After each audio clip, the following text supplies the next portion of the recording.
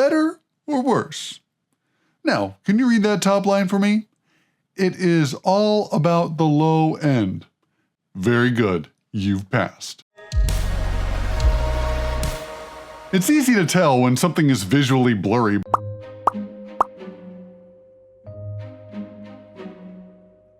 But what makes good audio? How do you find out what a processor actually does, and then do you like it or not? So today I'm going to teach you 5 things you need to avoid so you don't trick yourself when you're mixing.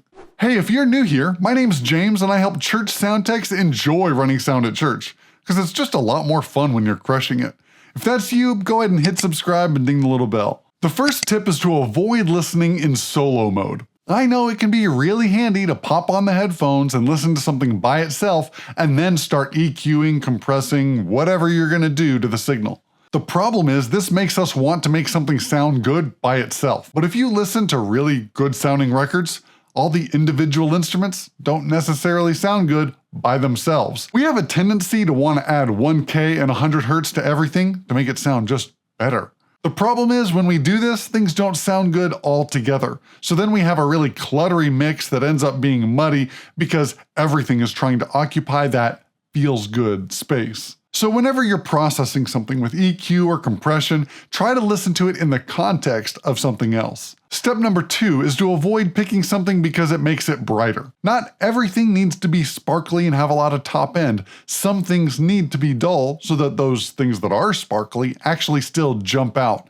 Contrast is a key to great mixing. The other thing that you'll run into, especially in live sound, is that your ear will adjust to things that are bright, and then you try to make everything brighter and brighter and brighter, and then things get louder and louder and louder, and suddenly you've experienced temporary threshold shift. This happens when your ear normalizes something that's out of balance. So things get really bright, your ear says, I'm gonna protect myself, and makes it less bright. So you don't notice that your threshold of hearing has shifted in those higher frequencies. Then somebody else walks in the room and they think you're scratching nails on a chalkboard because everything is so bright. And you don't want to be known as that sound tech that makes things painful.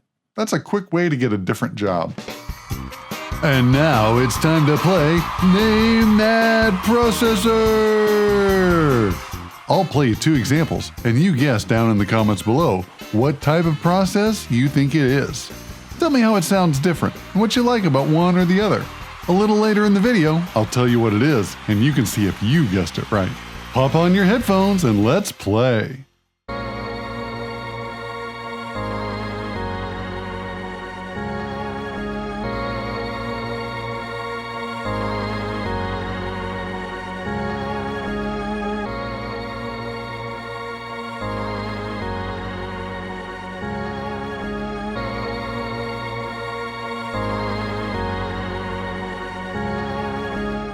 So what do you think the process was?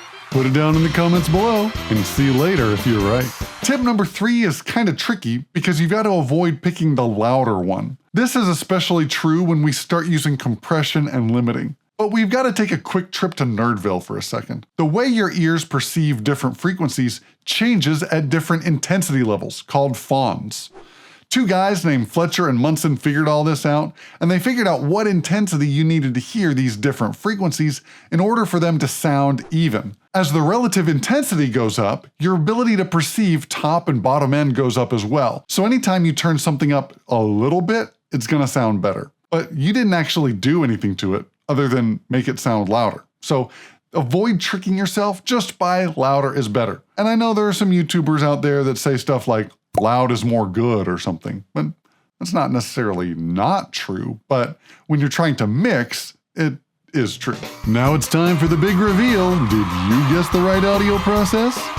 If you guessed 2 dB boost, overall level change, you got it right. Be sure to swing by the sound booth after the show to claim your prize. All prizes are fictional and imaginary. There will be no prize awarded. So the way this functions in the real world is that when you're trying to learn what the compressor is doing, and if you like what the compressor is doing, you have to match the output signal and the output level in order to really hear the tone changes for what they are, rather than just, oh, this is louder, so it's better. Some of you may have tried putting on compression and getting some gain reduction, and then you're like, well, I don't know if I like it or not, so then you bypass it. Suddenly, you don't have any more gain reduction, so the signal got louder. And you thought, well, why'd I put that on there if it made it sound worse? In truth, you've controlled the dynamic range of the signal, but now the average level is lower until you add the makeup gain. The makeup gain adds a gain stage after the compressor's gain reduction circuit so that you can boost the signal to match the average level both with the compressor in and with the compressor out. Finally, now you can compare whether it's better or worse with the compression on and the compression off. So let's play some electric guitar.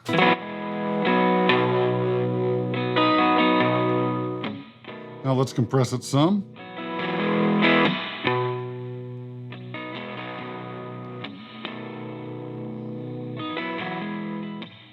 Well, let's bypass it to see if we like it or not.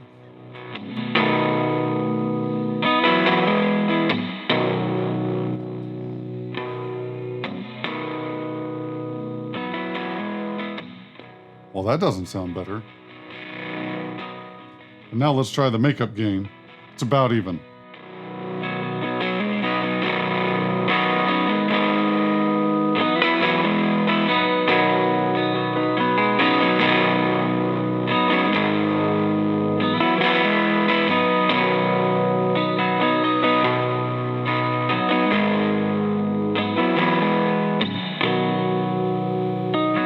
Now, the same thing can happen in the opposite direction, where the compressor can add the average level so that it sounds louder when the compression is on. Now you think compressing everything makes it sound better because you just made it louder. And it might actually be better, but don't trick yourself into thinking that just because you boosted the makeup gain too much. The last part of this is that your peak meters on your console aren't telling you the whole story of what the average signal level is doing. So you really have to use your ears to try to fine-tune getting the gain the same with the compression on and the compression off.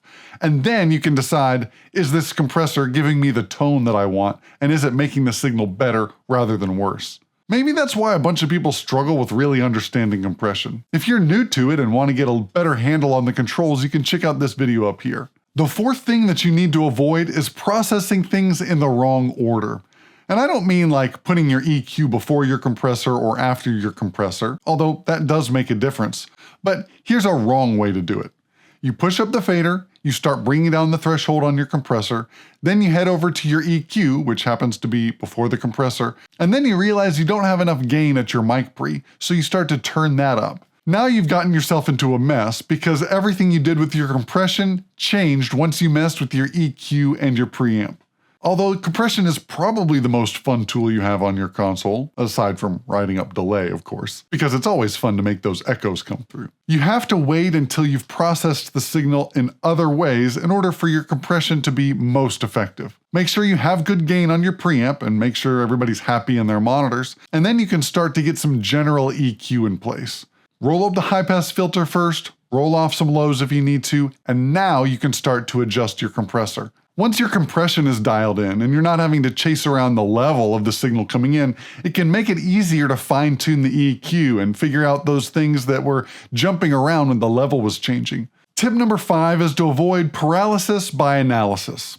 Sometimes you can get so sucked into the detail and the fine minutia of the recovery time of your gate that you forget that your overall balance in the mix is what makes the most difference. Nobody leaves church humming the kick drum, and if the electric guitar doesn't sound perfect, it doesn't matter as long as the vocals are there. And honestly, there might be something bugging you about one of your inputs that you can't fix at the soundboard. There's some stuff that just has to change at the source. For instance, I know one worship leader that instead of strumming up and down on his guitar, he would strum kind of side to side, and this scratchy feeling was impossible to fix. I could not do anything about it without making the guitar sound super dull. In live sound, we're in a big time crunch, so you've got to learn how to use your tools quickly and effectively to get stuff passable and then come back and fix it later. My favorite tool for this is the high-pass filter. Think of it as a one-knob clean up the mud control. If you're in a hurry, roll up the high-pass filter till it's just okay and move on to something else.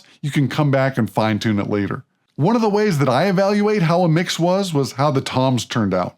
If I've got enough time to figure out everything else and get those dialed in, so then I can figure out the toms and get them just right, they're the last thing that I'm really worried about. So if I got to that, then it was probably a good mix. But don't cheat yourself on this and skip ahead, because great toms and not hearing the lead vocal right and not hearing the background vocal right is just kind of silly. As we sum up today's video, let me leave you with a parting thought. 85% of your mix is getting the balance right at the faders with good gain structure. Everything else is just icing on the cake. So don't focus on the minor points when you should be focusing on the major points. You've got your broadband EQ, or your fader, and your digital compressor built in right here. Follow these tips and you'll be well on your way to a great mix. Remember, it's all about the low end, avoid the Soundtech solo, and nobody leaves church humming the kick drum. We'll see you back here next time on Attaway Audio. Hey, if you want some more tips, there's some videos down here and some videos down here. And right over my face is a subscribe button. You should hit it.